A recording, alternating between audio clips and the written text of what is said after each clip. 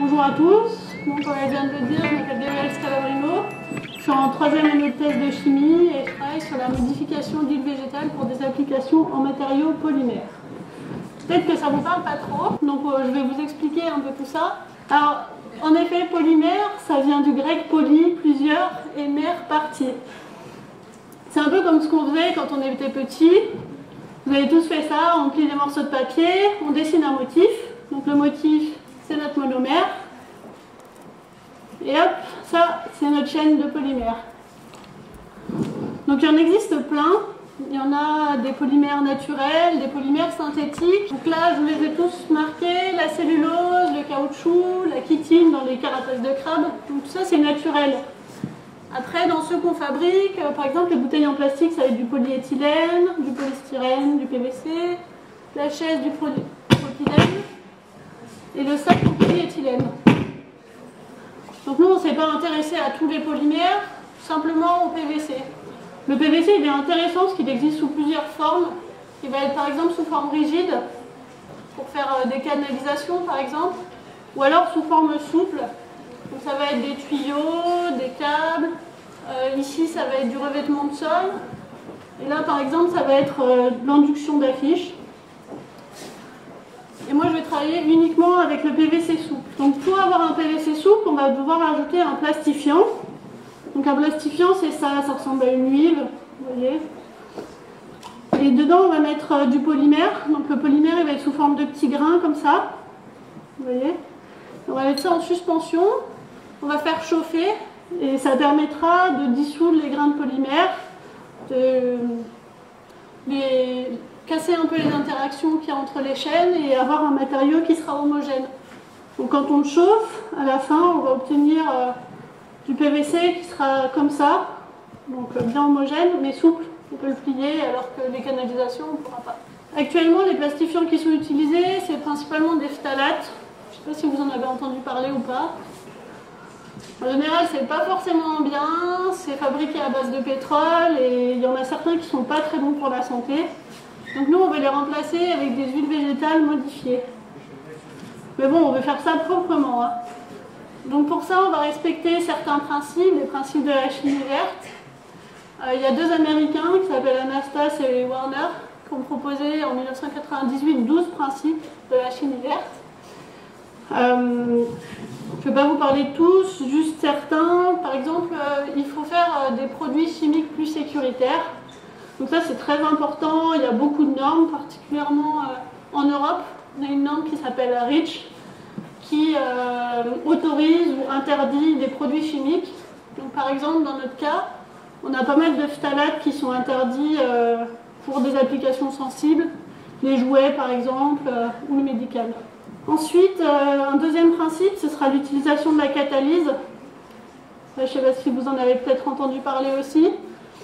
Les catalyseurs, ça va être par exemple des petits grains comme ça, qui permettront, quand on additionne à la réaction qu'on fait, d'avoir une réaction qui est plus rapide, ou alors des températures plus basses. Et si c'est sous cette forme, c'est bien parce qu'on pourra le récupérer facilement, on a juste à le filtrer. Et on pourra le réutiliser pour d'autres réactions. Et enfin, le troisième principe que je vais vous présenter, c'est l'utilisation de matières premières renouvelables. Je pense que vous avez tous compris qu'on ne veut plus de pétrole et qu'on veut quelque chose de durable. Mais dans notre cas, on va plutôt utiliser les huiles, donc qui peuvent être issues soit de plantes comme le tournesol ou le colza dans mon cas, soit d'algues. Donc les huiles végétales, vous en avez tous vu, hein. Pas besoin d'aller bien loin pour en trouver. Ça ressemble à ça, et chimiquement, ça va avoir cette structure avec 3 chaînes grasses et une tête glycérol. Donc c'est intéressant en chimie parce qu'on peut faire pas mal de choses avec. On peut soit travailler sur la tête glycérol en modifiant la fonction ester, soit travailler sur les chaînes en modifiant les doubles liaisons. Et donc vous voyez, il y a énormément de réactions possibles sur les huiles végétales. Donc nous, on ne les a pas toutes faites. Hein. On s'est intéressé uniquement à certaines réactions. Donc une fois qu'on a synthétisé nos molécules, On a fait des analyses, on a commencé par des analyses chimiques pour essayer de voir à quoi ressemble la molécule, la structure, l'enchaînement des atomes, les fonctions qui sont dans la molécule. Et une fois qu'on a fait ces caractéristiques, on va passer aux analyses physiques. Donc là, ce sera voir si notre huile elle est stable en température, si le matériau il a les bonnes propriétés, est-ce qu'il va être souple ou pas, rigide, est-ce qu'on va pouvoir l'étirer. Et enfin, on fera un troisième type d'analyse, c'est des analyses biologiques, pour savoir si ça va résister à l'extérieur ou est-ce que ça va moisir. Est-ce que quand on le laisse dehors, ça va rester blanc comme ça, ou est-ce qu'il va y avoir plein de taches avec des petites moisissures de partout. Ça, c'est pas bien. Une fois qu'on aura sélectionné notre huile, on va essayer de faire un développement à l'échelle industrielle. Donc à l'échelle laboratoire, moi j'ai produit à peu près 10 grammes d'huile.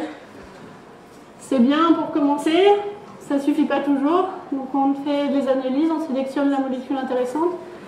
Et ensuite on va développer ça à l'échelle pilote. L'échelle pilote, c'est des réacteurs beaucoup plus gros déjà, où on peut produire des plus grandes quantités. Et à nouveau, on va faire des tests pour valider est-ce que c'est toujours intéressant, est-ce que ça marche pareil quand c'est produit en plus grande quantité. Et si c'est le cas, on pourra développer à l'échelle industrielle. Donc là, c'est plutôt l'échelle de la tonne. Et si tout va bien, et bien, normalement, on devrait pouvoir appliquer ça pour faire des PVC souples. Donc là, le PVC, il est sur l'étoile du stade olympique de Londres. Voilà, j'espère que vous avez tout compris. Je souhaiterais remercier les membres de mon projet, mes directeurs de thèse, mon équipe à l'IRSE Lyon et toute l'équipe du Barcamp, ainsi que vous tous pour votre attention.